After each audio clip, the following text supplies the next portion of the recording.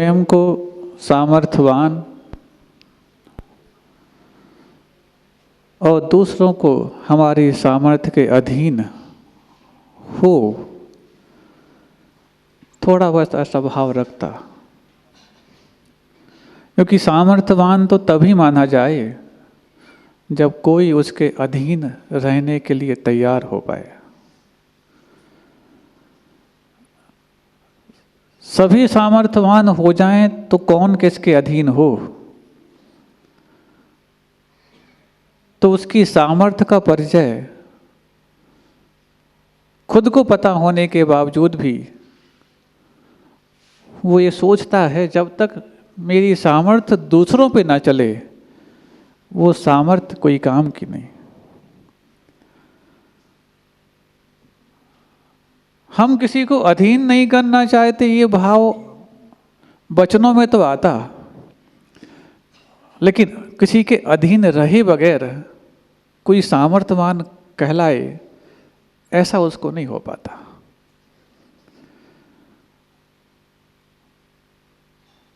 खुद को अधीन करने की बात करता तब तो शायद सामर्थ्यवान कहलाता, लेकिन दूसरों को अधीन करके हम शक्ति संपन्न माने जाएंगे, ये उसके जीवन में चलता रहता। चलो कोई बात नहीं, तुम दूसरों को वश में करना चाहते हो करो, लेकिन पहले तरीका कोई है कि नहीं इसको तो समझो। दूसरों को वश में करने की जहाँ तक बात है, अब उसमें वश करने वाले दो हो सकते हैं। और वश में होने वाले कौन हैं? या तो आपसे बड़े हैं या आपसे छोटे हैं। जब छोटों को वश में करने की बात आए तो शायद भक्ति के काम लिया जा सकता है अथवा शक्ति से ये देखना है। छोटों को वश में करने की बात आए तो शक्ति से काम ले सकते हो, लेकिन बड़ों को वश में करने की बात आए तो वहाँ पर शक्ति नहीं, भक्ति ही एकमात्र काम आती है। अब जब भक्ति की जा रही हो तो दो चीज़ें और समझना। वो दो चीज़ें ऐसी कि जिनकी भक्ति की जा रही है उनको अपने हृदय में तो विराजमान करना, साथ ही साथ उनकी वाणी की गंगा में अपने आप को अवगाहित भी करते जाना।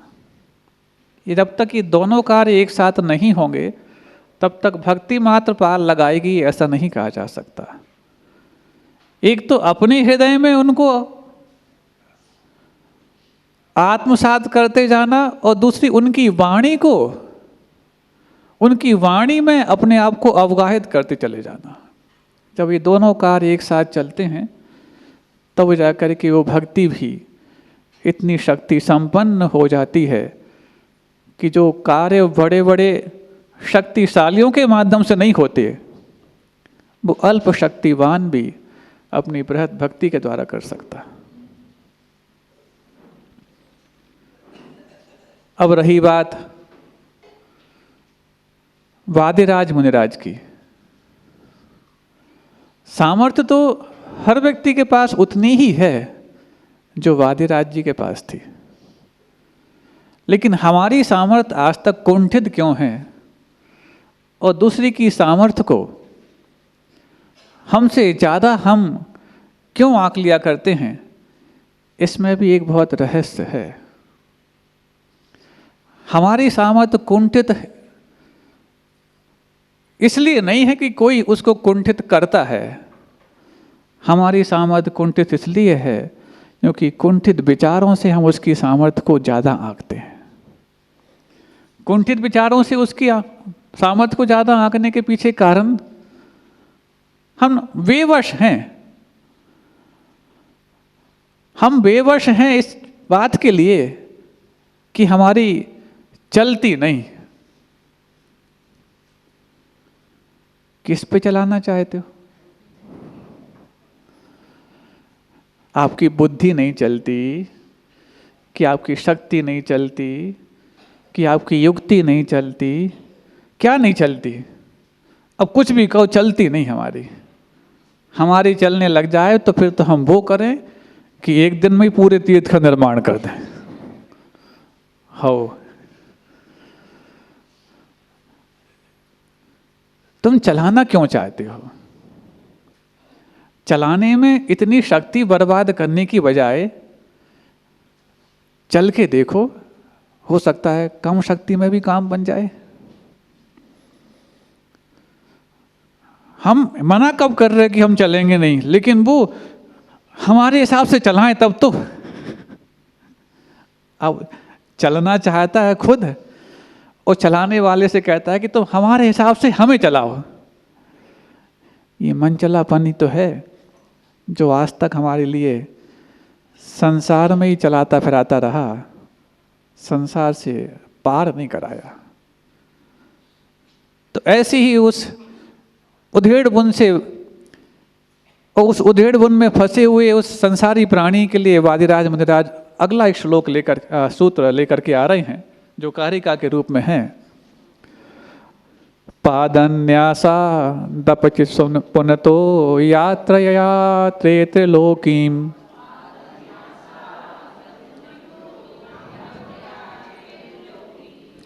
पादन्यासा दपिच पुनतो यात्रया त्रेत्रलोकीम,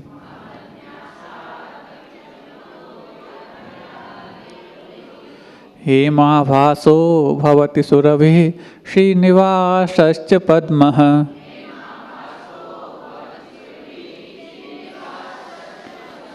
हेमाभासो भवति सुरभिः श्रीनिवासश्च पद्मः,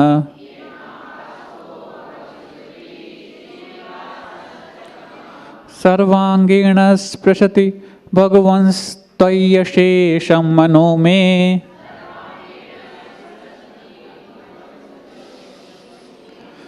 सर्वांगेण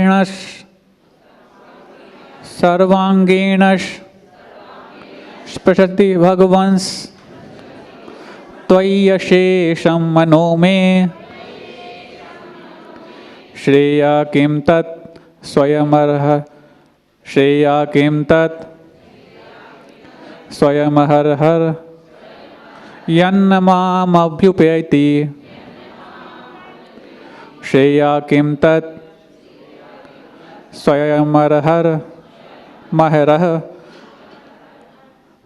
श्रेया किं तत् स्वयमहरह महरहर यन्न मामभ्युपैति,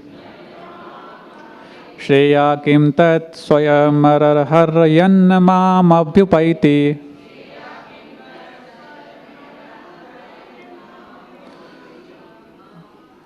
देखो, स्वयमहर हर यन्न मामभ्युपैति। हाँ, जो या के ऊपर रेफ है वो इस तरफ ले लेंगे तो एक से बने, बात नहीं करो आपस में। श्रेया किं तत् स्वयमहर हर यन्न मामभ्युपैति, पादन्यासादपि पुनतो, पादन्यासादपि च पुनतो यात्रया त्रेत्रलोकीं, हेमाभासो भवति सुरभिः श्रीश्रीनिवासश्च पद्मः, सर्वांगेण स्पृशति भगवंस्त्वय्यशेषं मनो मे, श्रेया किं तत् स्वयमहरहर यन्न मामभ्युपैति। जब हम, सुनो एक बार, जब हम पढ़ रहे होते हैं उस समय आप पढ़ने लग जाओगे तो सुन नहीं पाओगे, और सुन नहीं पाओगे तो कभी उसको शुद्ध कर नहीं पाओगे। और आप जब हम पढ़ रहे होते हैं और आप बोल रहे होते हैं तो फिर कई बार हमें भी आगे पीछे होना पड़ता है। इसलिए जब सुन रहे हो तो उसे सुनो, और जब पढ़ रहे हो तो पूरा पढ़ो, तब जाके एकाग्र हो पाओगे। पादन्यासादपि च पुनतो यात्रया त्रेत्रलोकीं, हेमाभासो भवति सुरभिः श्रीनिवासश्च पद्मः, सर्वांगेण स्पृशति भगवंस्त्वय्यशेषं मनो मे, श्रेया किं तत् स्वयमहरहर यन्न मामभ्युपैति।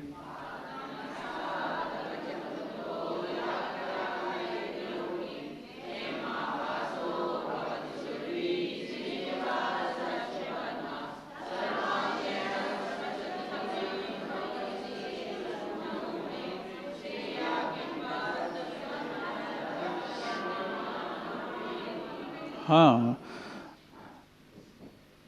जो जिनेंद्र भगवान हैं वो समूह शरण में विराजमान तो रहते, लेकिन किसी एक स्थान के भव्यों का पुण्य उनको इतना नहीं रोक सकता, विवश कर सकता कि वो एक ही स्थान पर है। कई बार विशुद्धि के माध्यम से दूसरे अन्य स्थानों के भव्यों का पुण्य भी बढ़ जाता है कि उन भव्य जीवों के पुण्य से तीर्थंकर का विहार हो जाता है। जब तीर्थंकरों का विहार भी हो सकता है तो फिर साधुओं का विहार कौन सी बड़ी बात है। जितना पुण्य था उस पुण्य का प्रयोग करते हुए तुमने विशुद्धि बढ़ाई तो कुछ एक्स्ट्रा और मिल गया, लेकिन दूसरे भी बढ़ा रहे होते हैं, और जब बढ़ा रहे होते हैं तो उनका पुण्य जब बढ़ जाता है तो जैसे बादल जहाँ पर उमस बढ़ जाती है तो वहाँ पर अपने आप पहुँच जाते हैं, क्योंकि कम दबाव का क्षेत्र वहाँ बन जाता है। ठीक ऐसा ही जब गर्मजोशी जहाँ बढ़ जाती है तो उन भव्यों के पुण्य से गुरुओं का भी तो फिर प्रभु का भी विहार होता है। और जब विहार होता है तो क्या यात्रया त्रिलोकीम, हे भगवान आपकी इस यात्रा के द्वारा अथवा इस आपके विहार के द्वारा त्रिलोकीम पुण्यताते पादन्यासादपि, 3 लोक को जो पवित्र करने वाला, और क्या पादन्यासात आपके पाद के न्यास यानी रखने मात्र से ही क्या हो जाता है। पद्मः हेमा भाषा सुरभि च श्रीनिवास भवति, जो कमल हैं वो हेम यानी कि सोने की आभा को प्राप्त हो जाते हैं, बल्कि स्वर्णमय हो जाते हैं। और साथ में सुरभि च श्रीनिवास भवति, और साथ साथ इतने सुरभित हो जाते और ऐसे वो शोभा को प्राप्त होने लग जाते हैं। अब बताओ हे भगवान, जब वो कमल भी आपके विहार मात्र से, आपके चरण रखने मात्र से, जबकि वो चरण रखे नहीं जाते, कहने में आता है कि वो कमल के ऊपर विहार कर रहे हैं, वो भी स्वर्ण कमलों के ऊपर। यहाँ पर ये कहा जा रहा है कि आप जहाँ जहाँ चरण रखते हैं वहाँ वहाँ कमलों की रचना होती है तो ठीक बात है, लेकिन वो कमल सोने की आभा को प्राप्त हो जाते हैं आपके मात्र पैरों से 4 अंगुल नीचे होते हुए भी। तो मैंने तो आपको अपने हृदय में ही विराजमान कर लिया। कहाँ जिन कमलों को तुरंत तुरंत आप जहाँ चरण रख रहे हैं वहाँ वहाँ रचना हो रही है, जब वो तुरंत रचना मात्र वाले कमल भी सोने की आभा को प्राप्त हो रहे हैं, फिर तो मैंने आपको अपने हृदय में कब से विराजमान कर रखा। तब से, कब से पूछो मत, ये तो उनकी और हमारे बीच की सांठगांठ है। दूसरों को कैसे बता दें। फिर कहा सर्वांगेण स्पृशति भगवन् त्वय्य शेषम मनो में, और आपने तो मेरे मन को, पूरे मन को सर्वांग से ही स्पर्श कर लिया है। श्रेया किम तत् स्वयं हर हरन यन्न माम अभ्युपेति, और ऐसा कौन सा वो श्रेयस काम है, ऐसा वो कौन सा कल्याण रह गया जो माम यानी मुझे अहर अरहा, अह बोलते हैं दिन के लिए, मतलब प्रतिदिन, अह अह यानी कि दिन दिनम, दिनम दिनम इति प्रतिदिनम, प्रतिदिन स्वयं न अभ्युपेति, अपने आप मुझे प्राप्त ना होता हो। अभी बताओ, जब वो जड़ कमल भी आपके स्पर्श करने मात्र से, बल्कि स्पर्श तो क्या, आपके चरणों को स्पर्श की हुई वायु भी जब उनको स्पर्श कर रही है तो वो सोने की आभा को प्राप्त हो गए हैं। तो फिर तो मैंने पूरे मन में, पूरे हृदय में आपको सर्वांग रूप से विराजमान कर लिया है, तो ऐसे कौन सा कल्याण रह जाएगा जो मेरे लिए हर प्रकार के लिए, हर प्रकार के सौहार्द को नहीं प्राप्त कराएगा, हर प्रकार की अनुकूलता को प्राप्त नहीं करा पाएगा। ये इतना विश्वास जब भक्ति में आ जाता है तब जाके भक्ति वो शक्ति संपन्न बन जाती है। ये विश्वास कि हे भगवान, जब आपका विहार होता है तो जब वो कमल भी स्वर्ण की आभा को प्राप्त हो जाते हैं, जब वो सुमन भी स्वर्णमय हो जाते हैं, तो फिर हमारा तो मन भी सुमन है, क्या वो सोने के आभा को प्राप्त नहीं होगा? और सोने की आभा को प्राप्त होगा तो फिर कब तक संसार में सोते रहेंगे? फिर तो अपने आप को संसार से पार करने के लिए उठना आवश्यक जब हो जाएगा, तो संसार को पार नहीं करने में जो बाधा बन रही है, वो बाधा हमारे उस परिग्रह की तो है। वर्षों तक प्रतीक्षा जिसने की, ठीक है ये कथा कहाँ आती है अलग विषय है, लेकिन ये संसार में संभव है ऐसा मान करके अब इनके दृष्टांत को ले रहे हैं।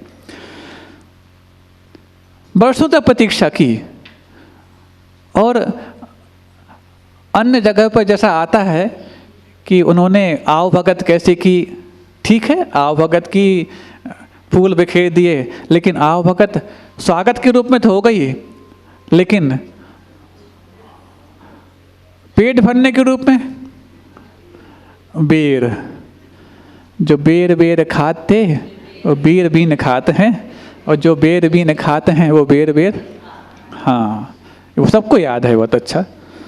अब वो मीठे बेर, खट्टे बेर, कड़वे बेर, ये 3 प्रकार के बेर तो होते हैं, और एक और बेर होते हैं। कौन से बेर होते हैं?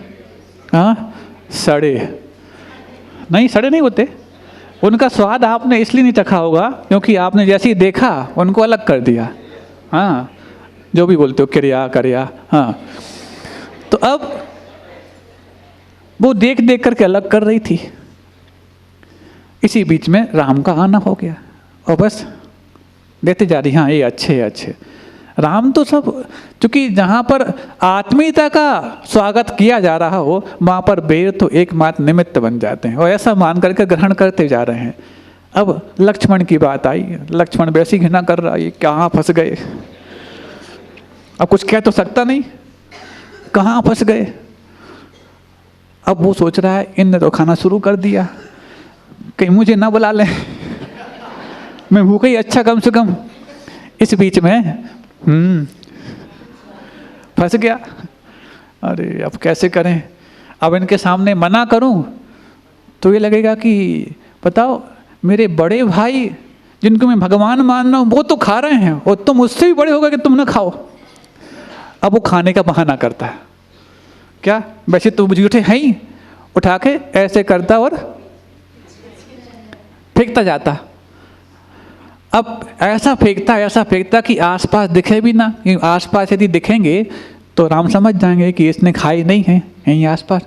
इतनी दूर फेंके कि राम को दिखने में ना आए, और राम को भी दिखने में ना आए और सबरी को दिखने में भी ना आए। तो सुनते हैं इतनी दूर फेंक दिए कि हिमालय पे जाके गिरे। हाँ, ऐसा आता है उनके, हिमालय पे जाके गिरे। अब देखना, इस समय तुमने उस जुगुप्सा को नहीं जीत पाया, उस मलिनता को नहीं जीत पाया, उसका परिणाम क्या हुआ? उसका परिणाम ये हुआ, जैनेतरों के यहाँ ऐसा आता है कि जब लक्ष्मण मूर्छित हुए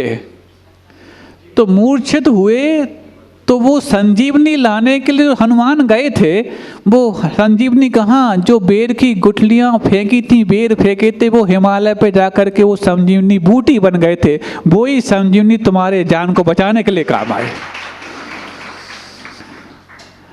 ऐसी ही जब मुनिराजों की इस मलिन शरीर को देख करके जो घृणा करते हैं, और घृणा के माध्यम से कई प्रकार के रोगों से, भयानक रोगों से ग्रसित जब हो जाते हैं, तो उन रोगों को दूर करने के लिए ऐसे रिद्धि संपन्न मुनिराज को स्पर्श की हवा ही उनको ठीक करने के लिए काम करती है।